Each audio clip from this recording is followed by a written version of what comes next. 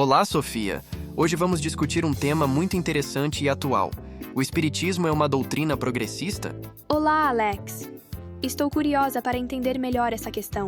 O que exatamente significa ser progressista? A palavra progressista é bastante flexível e depende do contexto histórico. Em geral, ideias progressistas são aquelas que defendem avanços nas relações sociais, políticas e religiosas. Por outro lado, os conservadores não aceitam mudanças e preferem manter as coisas como estão ou até retornar a um passado idealizado. Entendi. E como isso se aplica ao espiritismo? Quando o espiritismo surgiu no século XIX, seus princípios morais, filosóficos e científicos eram considerados progressistas, pois dialogavam com os socialistas utópicos, com movimentos feministas, a favor da ciência, da educação pública e laica, e contra privilégios aristocráticos, dentre outras ideias progressistas para a época. Então, naquela época, o espiritismo estava alinhado com outras ideias de vanguarda? Exatamente. Kardec, por exemplo, trabalhou pela educação das classes populares e pelo direito das mulheres à educação. Ele também esteve envolvido em iniciativas como um banco popular para pessoas de baixa renda. E quando o espiritismo chegou ao Brasil, ele manteve esse caráter progressista? No Brasil, o espiritismo encontrou um ambiente conservador, mas ainda assim, tivemos espíritas progressistas, tais como Eurípides Barçanufo, que fundou uma escola com avanços pedagógicos significativos. Anália Franco criou mais de 100 escolas-creches, emancipando mães solteiras. Sofia Lacerda de Moura militou pela educação e pelos movimentos sociais, e, por fim, Bezerra de Menezes, médico e parlamentar, que lutou pela libertação dos escravos. Esses são só alguns dos expoentes espíritas da época. Uau! Não sabia que havia tantos espíritas progressistas no Brasil. Para nós espíritas, Jesus é o maior progressista de todos os tempos.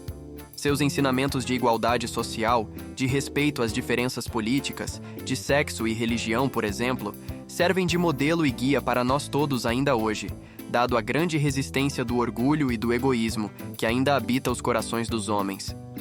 Mas tenhamos fé, haverá um dia em que os preconceitos religiosos, políticos e sociais serão vencidos pela tolerância e o respeito mútuos, dando à luz a uma nova sociedade pacificada pelo amor. Assim é que a mensagem de Jesus segue na vanguarda das relações sociais, pois não há nada mais revolucionário que o amor, o perdão e a fraternidade. Interessante. Pode dar alguns exemplos? Claro! Jesus defendeu os marginalizados, como os pobres, as mulheres e os doentes, criticando a exploração da fé e a hipocrisia dos líderes religiosos. A sua mensagem promove a transformação interior das pessoas, o que se reflete na vida social, nos sistemas políticos, nas relações comerciais, familiares e na ética das relações profissionais, incitando ações progressistas de mudança e avanço em toda a sociedade. Então, podemos dizer que o espiritismo, seguindo os ensinamentos de Jesus, também busca essa transformação? Exatamente. O espiritismo, inspirado pelos ensinamentos de Jesus, busca a evolução moral e espiritual da humanidade, promovendo a paz, a caridade, a justiça e a igualdade. E como a reforma íntima se encaixa nisso tudo? A reforma íntima é um dos pilares do espiritismo. Ela consiste num processo contínuo de autoconhecimento e transformação interior.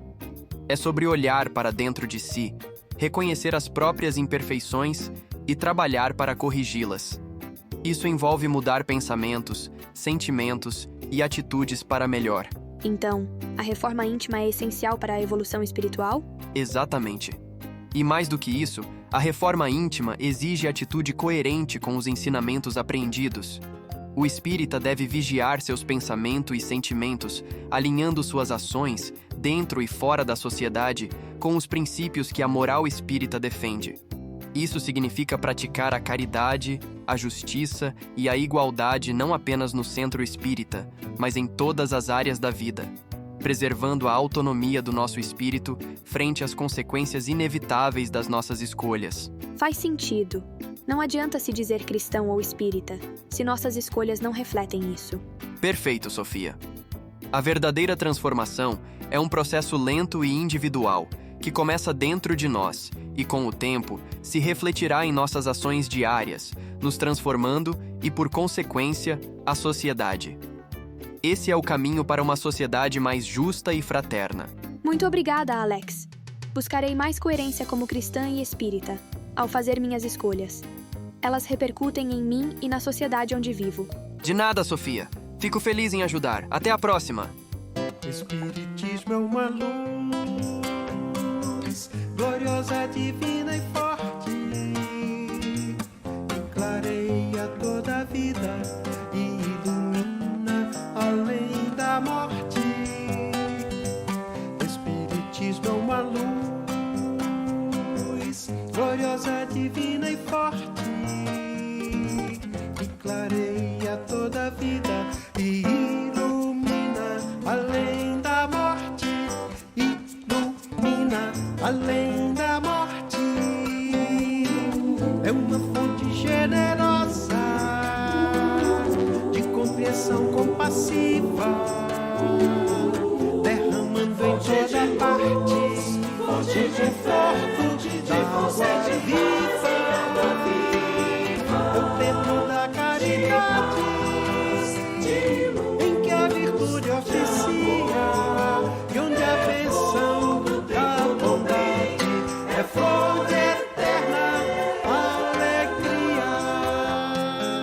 É árvore verde farta nos caminhos da esperança, toda aberta em flor e fruto de verdade e de bonança. Verde farta, nos caminhos da esperança, aberta em flor, toda aberta em flor e fruto, de verdade e de bonança. De verdade e de bonança, é a claridade bendita do bem que aniquila o mal, o chamamento sublime da vida espiritual. Se buscas o espiritismo, norteia-te em sua luz. Espiritismo é uma escola